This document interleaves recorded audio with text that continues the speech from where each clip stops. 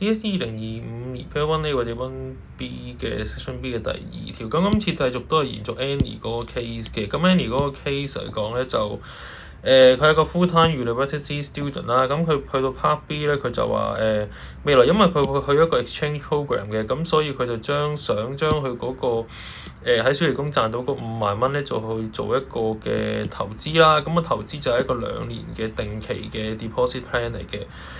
咁就佢話咧就每一個 interest rate 咧就4.25%，咁佢就最重點嗰個呢度你見到啦 compound 係 half yearly 嘅 ，OK， 咁所以係一個 compound interest 嘅計法啦。咁就問究竟由於佢個 exchange program 咧，佢需要用嘅錢咧就係54,000蚊，咁所以究竟可唔可以透過呢5萬蚊去滾存之後咧，就去達到呢一個54,000蚊咧 ？OK， 咁當然就要去做一啲嘅計算啦。咁呢個係 future value， 相對唔難嘅。你攞個5萬蚊啦，就乘以1加 4.25% 除以2。咁 4.25% 點解要除2啊？咁就因為同呢度有關啦。Compound half yearly， 咁所以呢度係由於佢除2就因為每1年入邊有2個半年啦，咁所以你見到呢度除2就咁解。咁而中間呢個咧，你見到係點解會4次咧？4次個原因咧就係你要知道咧，就係因為喺2年入邊咧，你有4個 4 half year 啦，